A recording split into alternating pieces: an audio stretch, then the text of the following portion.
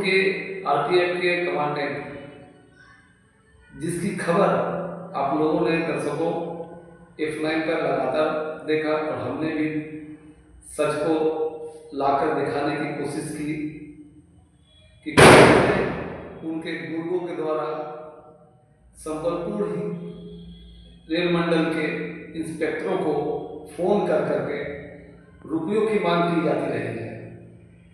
बीते दिनों एक मामले इस तरह प्रकाश में आए थे। मनदीप सिंह नाम का एक सिपाही, जो एक प्रवीण सिंह धाकड़ नाम के इंस्पेक्टर जो महासमुंद में तैनात हैं, उनको फोन कर करके बकायदा रुपये मांगे गए कि 2 से 5 लाख रुपये आप महीने दें, और नहीं देने पर साहब आपके या तो प्रमोशन हो सकते हैं या डिमोशन हो सकते हैं, या तो आपकी नौकरी भी चली जा सकती है।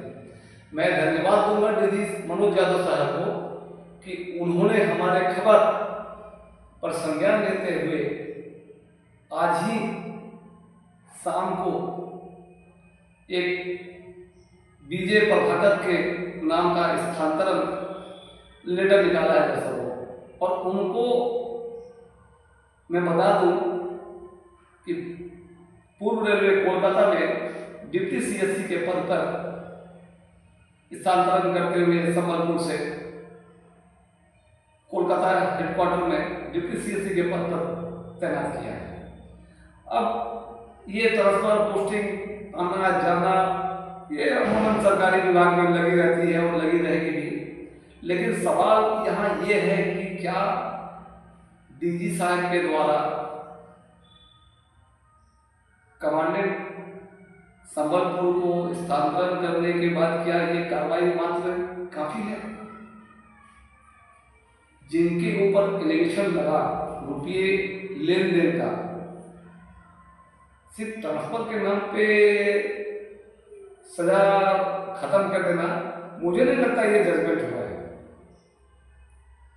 और ये जितने भी विजय प्रभाकर टाइप के हैं भारतीय रेलवे में, इनका एकमात्र उद्देश्य है रुपये कमाना किसी भी तरह से गलत कर करके, और उसी की एक कड़ी है विजय प्रभाकर।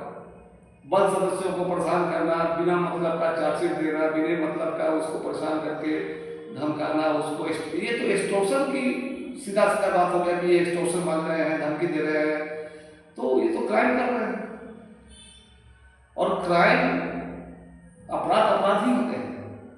मैं डीजी साहब को धन्यवाद दूंगा कि उन्होंने हमारे खबर का संज्ञान लिया और उन्होंने त्वरित कार्रवाई करते हुए उनको यहाँ से हटा दिया। लेकिन हटाना काफी नहीं है, इनको बकायदा सस्पेंड भी करना चाहिए था, लेकिन खैर ये उनकी बात है, वो करे ना करे, लेकिन एक सबक होती कि अगर ये करते। और सबसे बड़ी बात कि एक मैं आप लोगों को बता दूं दर्शकों कि आरपीएफ ने, आप देखे होंगे कि कोई किसी को अगर सस्पेंड करता है तो वो शाम सुबह उसके लेटर पर लिखा रहता है कि आप अटेंडेंस देंगे कंफर्म हो जाएंगे। मैं बता दूं कोलकाता उच्च न्यायालय में एक मामले इसी तरह से आए थे, सुरेश त्रिपाठी बनाम यूनियन ऑफ इंडिया। उसमें सुरेश त्रिपाठी के पक्ष में एक जजमेंट आई थी, उसमें लिखा था और उसमें 143.2 को स्लैक डाउन करते हुए अल्टा वायरस करा दिया था। मतलब कि कोर्ट ने स्पष्ट किया था कि अगर आप सस्पेंशन के दौरान इनको अगर हाजिरी के लिए बुलाते हैं दोनों के लिए, और आप तनख्वाह एक ही वक्त का दे रहे हैं, मतलब आधे महीने का दे रहे हैं और 15 दिनों की दे रहे हैं, तो फिर दोनों टाइम की नौकरी कैसे आप ले सकते हैं? और बता दूं दर्शकों कि रेलवे ने, आरपीएफ ने इस हाईकोर्ट के जजमेंट के खिलाफ ऊपरी अदालत सर्वोच्च न्यायालय में भी नहीं गया था। इसका मतलब वो हाईकोर्ट ने जो डिसीजन दिया था वही चल रहा है। लेकिन फिर ये इतने बड़े अफसरशाही हैं आरपीएफ में, ये तमाम यूपीएससी से निकले हुए कमांडेंट, आईजी, जो प्रधान सुरक्षा आयुक्त है, ये सब आईजी अपने आप को कहते हैं, ये अपने पावर का, ये अपने कुर्सी का गलत इस्तेमाल करते हैं। ये पावर एक्सरसाइज तो करने जाते हैं, लेकिन ये लॉ नहीं जानते हैं। अगर ये लॉ जानते तो ऐसा गलती नहीं करते। और संबलपुर में भी इन्होंने यही काम किया विजय प्रभाकर ने। मामले थे, एक कंप्लेन था, पैसेंजर कंप्लेन था कि कोई दो व्यक्ति ट्रेन में जा रहा है, वो मोबाइल से गाने बजा रहे थे अपने। खबर हुई, कंप्लेन हुआ, तो वो गए अटेंड किए उनके एएसआई ने, तो उनको समझा के वो चलता कर दिए कि भैया गाना वाना मत बजाओ ट्रेन में, दूसरे पैसेंजर उससे परेशान हो गए। उन्होंने भी मान लिया, अपना सॉरी करके चल दिया। अब इसी बात का खुन्नस कमांडेंट ने निकाला इंस्पेक्टर महासमुंदर के ऊपर और इसके ऊपर एक एएसआई थे उसके ऊपर। मतलब सस्पेंशन करना का पीछे का मकसद था कि आप हमें एक्स्ट्रा छूट दो, पैसे दो, नहीं दोगे तो मैं सस्पेंड कर दूंगा, घर भेज दूंगा। लेकिन दर्शकों में बता दूं कि सुप्रीम कोर्ट में भी एक जजमेंट आया है कि 161 का प्रयोग नहीं कर सकते हैं, आप किसी को भी घर नहीं दे सकते हैं।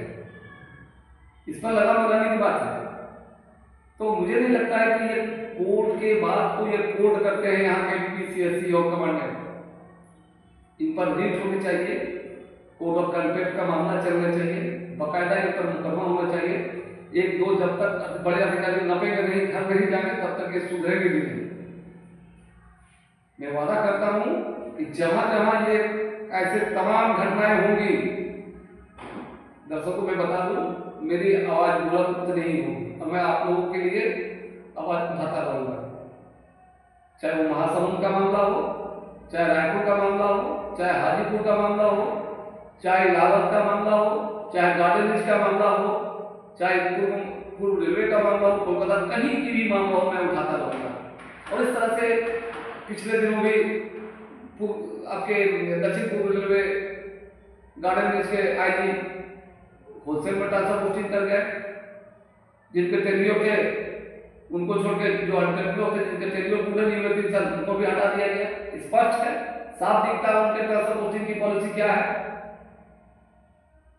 पैसे लेकर के लेन देन करके ये